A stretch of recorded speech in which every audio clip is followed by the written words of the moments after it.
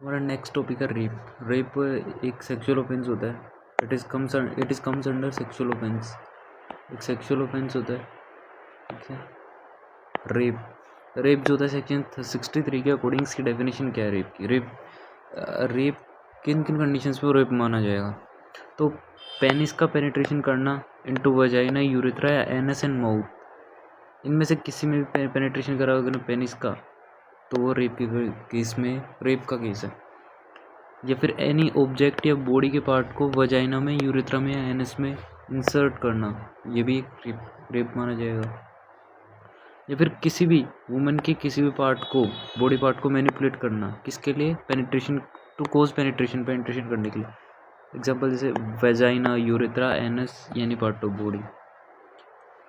या फिर अब his mouth to vagina, apply करना हिज माउथ या हिज माउथ टू वजाइना। इसमें हर नहीं आएगा क्योंकि हिज ऑब्वियस सी बात है, रेप केस में इजी आएगा। Vagina, anus, urethra of a women and makes her to do so, और उसको बोलना ऐसा करने के लिए, ये सब रेप के केस में आते हैं। मैनिपुलेट करना, अप्लाई करना माउथ को वजाइना, यूरेथ्रा, एनस में। ये जो सभी अबो जो मेंशन्ड एक्ट्स, ये सारे जो मेंशन किए गए हैं ऊपर एक्ट्स, ये अगर अगेंस्ट विल करे गए हैं या विदाउट कंसेंट करे, कंसेंट के साथ कर रहे हो तो कोई दिक्कत नहीं है, या विल अगेंस्ट विल करे गए, विदाउट कंसेंट करे गए, तो ये रेप का केस माना जाएगा, ठीक है।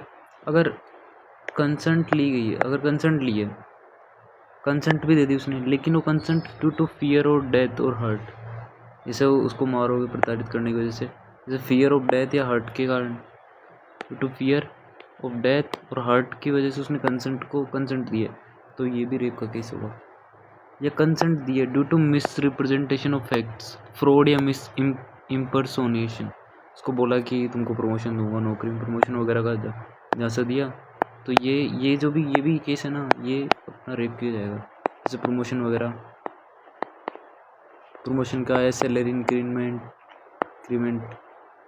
जो भी है, ये सब केस किस में जाएंगे, ये आएगा रेप के केस में, ठीक है। मिस इंटरप्रिटेशन ऑफ फैक्ट्स का करना है, कंसेंट लेनी, अब इसमें कंसेंट ली, अनसाउंडनेस ऑफ माइंड, जैसे कोई मेंटली स्टेबल नहीं है कोई भी फीमेल, या उसको इंटॉक्सिकेटेड कर दिया, कोई भी ड्रग्स दे के उसको बेहोश वगैरह कर दिया, और उसके बाद में उसके साथ इन जो भी अबो मेंशन एक्ट्स है, जो भी सारे ऊपर जो एक्ट्स मेंशन, इनमें से कोई भी एक्ट करा तो वो रेप के केस माना जाएगा।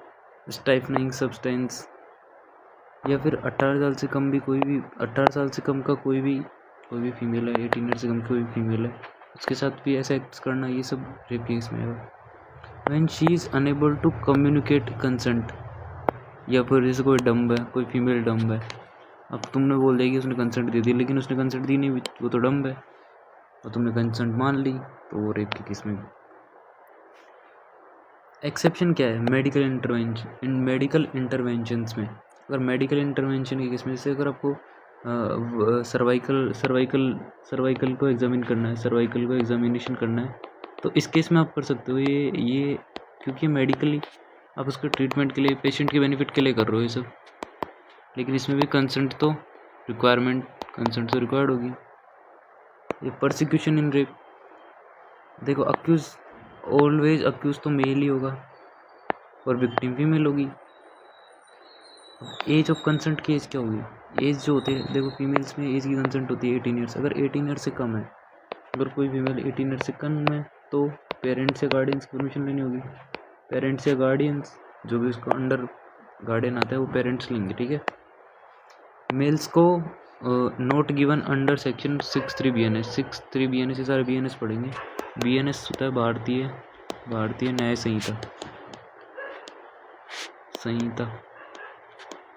भारतीय न्याय संहिता BNS हो गया। 63 BNS में ये सारे सेक्शंस पढ़ेंगे। स्टैच्यूटरी रेप क्या होता है कि intercourse with a female less than 18 years with और विदाउट कंसेंट, 18 ईयर्स के कम की कोई भी फीमेल है, आपने उसके साथ सेक्सुअल इंटरकोर्स किया है, तो वो रेप ही माना जाएगा, चाहे से उसकी कंसेंट हो या ना हो। Note, if any adult female commit sexual intercourse with A minor boy, she will be charge under POCSO. POCSO क्या होता है, पोक्सो एक्ट जो होता है वो चिल्ड्रंस के लिए एक्ट करता है। इसमें क्या होता है कि अगर कोई भी फीमेल सेक्सुअल इंटरकोर्स करती है किसी माइनर बॉय के साथ में, तो वो पोक्सो एक्ट लगेगा, उसके ऊपर पोक्सो का एक्ट लग जाएगा। ठीक है, इसके बाद में नेक्स्ट है पनिशमेंट क्या होगी रेप के लिए। अब रेप के लिए जो पनिशमेंट है, इसमें हम 64 से लेकर 72 तक BNS देखते हैं। इसमें 64 से 72 देखते हैं, 64 to 72 तक देखते हैं। ठीक है, अब क्या है कि 64 to 72 तक 64 में आता है 1 और 64 आता है 2, और एक आता है 65 में 1 और 65 में 2। इसके बाद में आता है 66, 67, 68, 69 और अपना 70, 71 और 72 और 72। ठीक है, इस सेक्शन में जाते हैं। 64 और 65 में जो होता है वो 2 सेक्शंस होते हैं। ठीक है, अब 64A का क्या होता है। 63 जो होता है उसमें हमने पढ़ा कि मेल्स को जो होता है कोई मेल्स की कंसेंट की रिक्वायरमेंट नहीं होती है, तो 64 हमने पढ़ा। 63 हमने पढ़ा था ना, ये देख कि 63 BNS बोलता है कि मेल्स को कोई भी कंसेंट की रिक्वायरमेंट नहीं दी गई, एज की कंसेंट की रिक्वायरमेंट नहीं होती। पनिशमेंट क्या होता है रेप के लिए, पनिशमेंट्स पढ़ते हैं। पनिशमेंट फॉर रेप 64A क्या बोलता है, 64A बोलता है कि 10 ईयर्स की लाइफ इम्प्रिजनमेंट हो सकती है। 64(2) क्या बोलता है, 64(2) बोलता है कि under special circumstances including custodial rape, अगर कस्टडी में पुलिस कस्टडी में रेप हुआ है तो 10 ईयर्स की लाइफ इम्प्रिजनमेंट हो सकती है, इम्प्रिजनमेंट हो जाएगी। अगर 65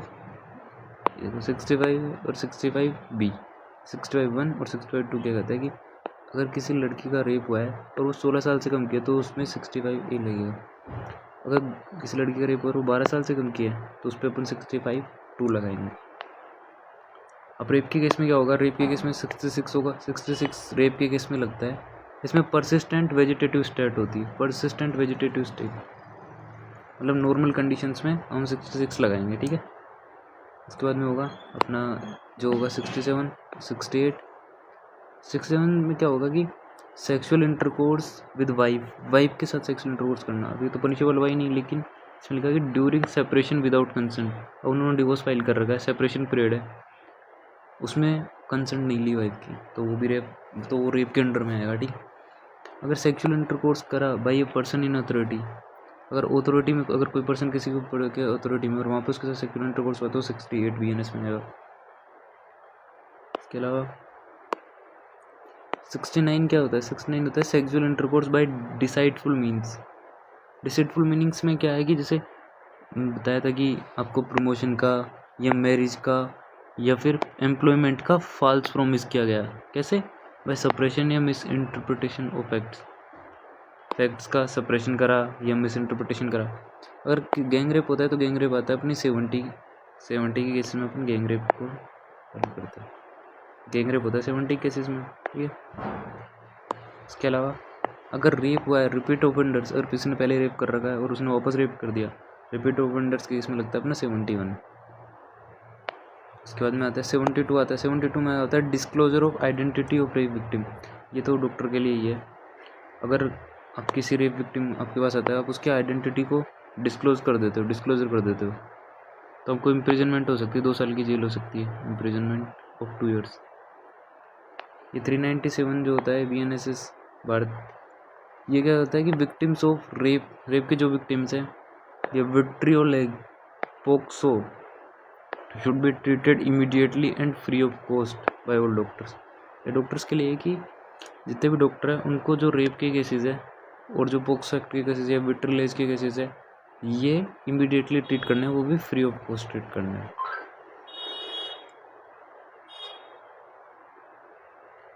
इसके अलावा अगर police intimation to be done, police intimation करना है, सबसे पहले पुलिस को इन्फॉर्मेशन देनी। वॉयलेशन, अगर कोई वॉयलेशन करता है तो 200 BNS के अंडर पनिशेबल होगा। ठीक है, 120 BSA क्या बोलता है, 120 BSA होता है कि presumption as to absence of consent in certain precautions of rape. अगर कंसेंट की एब्सेंस होती है रेप के केस में तो जो बर्डन का प्रूफ होगा वो अक्यूज पर ही रहेगा। मतलब सारा जो बर्डन जाएगा ना कि रेप हुआ है नहीं हुआ, अगर किसी ने कोई रेप केस फाइल करा तो रेप का जो भी सारा बर्डन ऑफ प्रूफ जाता है बर्डन ऑफ प्रूफ जो होगा वो जाएगा किसके ऊपर, अक्यूज के ऊपर, जिसके ऊपर रेप का आरोप लगा है, ठीक है। इसके बाद में अब 366 टू BNS देखते हैं, close court proceedings in camera trial. इसकी जो भी प्रोसीडिंग्स होनी चाहिए ना वो क्लोज कोर्ट में होनी चाहिए और कैमरा ट्रायल होना चाहिए, कैमरे होने चाहिए। मेडिकल एग्जामिनेशन में क्या देखेंगे अपन, जो मेडिकल एग्जामिनेशन करेंगे, अब दो केस होंगे, अक्यूज और विक्टिम। विक्टिम जिसका रेप हुआ है और अक्यूज जिसने रेप करा है, ठीक है। तो अक्यूज के ऊपर लगता है सेक्शन 53 BNSS और विक्टिम पे लगता है 184 BNSS।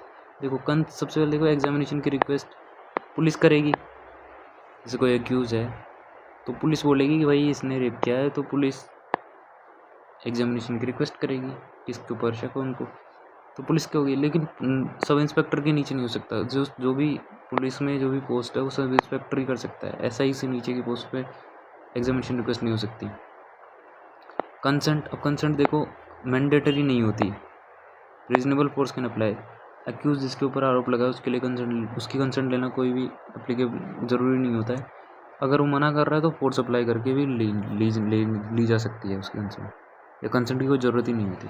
लेकिन जो अक्यूज इसका रेप हुआ, विक्टिम है, तो उसकी कंसेंट तो मैंडेटरी है।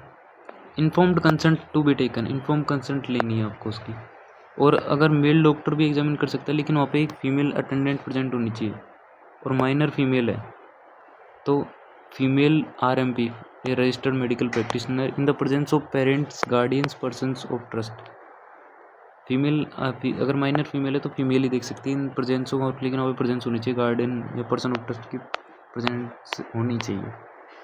अब एग्जामिनेशन कैसे करेंगे कुछ, स्मैग्मा एक चीज़ी सेक्रेशंस होता है अंडर प्रीपोज।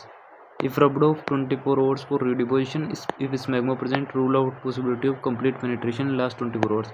मतलब क्या है, स्मैग्मा क्या होता है कि जो पेनिस होता है ना, उस पर क्या होता है, कुछ चीज़ी सिक्रेशंस होते हैं अंडर प्रीपोज। अगर वो चीज़ी सिक्रेशंस होते हैं, अगर उसको साफ़ कर दिया है तो वो 24 आवर्स में वापस डिपॉजिट हो जाता है 24 आवर्स का।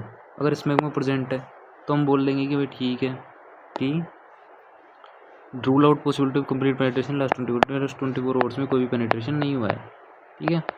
और स्मैग्मा प्रेजेंट है, सीधी सी बात है, ये चीज़ सिक्रेशंस होते रहते हैं, लेकिन अगर पेनिट्रेशन हुआ है तो चीज़ सिक्रेशंस एब्सेंट होंगे। लेकिन प्रेजेंट है तो मतलब कि कंप्लीट पेनिट्रेशन की पॉसिबिलिटी रूल आउट हो जाएगी। लुगोल्स आयोडीन टेस्ट क्या बोलता है, इसमें क्या करते हैं हम, वजाइनल एपिथेलियल सेल्स को ग्लांस या शाफ्ट पर देखते हैं। जैसे जो फीमेल का पेनिस होता है उसके जो ग्लांस होता है उसके शाफ्ट पर देखते हैं अपन, वजाइनल एपिथेलियल सेल्स को देखते हैं, ठीक है। Vaginal to detect vaginal epithelial cells on penile glans या शाफ्ट पे। अब इस स्वैब को एक्सपोज करते हैं आयोडीन वेपर से, ब्राउन कलर की होती है, पॉजिटिव होती है। टेस्ट की वायबिलिटी होती है 4 डेज़ की, इसकी टेस्ट की वायबिलिटी होती है 4 डेज़। अगर आयोडीन ऊपर से ब्राउन कलर आ रहा है तो मतलब टेस्ट पॉजिटिव है, ठीक है।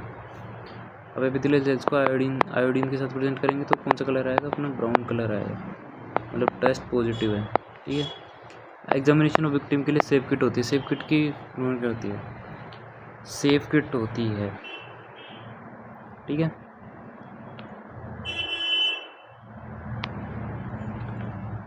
Things to be examined and preserve, कौन सी चीज़ें जिनको हमें एग्जामिन करना है और प्रिजर्व करना है। जैसे क्लोथिंग, उसने क्या कपड़े पहन रखे थे उनको प्रिजर्व करना है। जनरल फिजिकल एग्जामिनेशन करना है, इसमें इंजरीज देखनी है कि कहाँ कौन से एरिया पे इंजरी है और टाइप्स ऑफ इंजरीज देखने हैं। लोकल एग्जामिनेशन क्या करेंगे, जैसे इंजरीज है ओवर वल्वा लेबिया पर इंजरीज देखेंगे, हाइमन पर इंजरीज देखेंगे, ग्लिस्टर क्लीन रोड से चेक करते हैं। हाइमन को हम देखते हैं, ग्लिस्टर क्लीन रोड होती है, एक रोड होती है उसको बोलते हैं ग्लिस्टर क्लीन रोड।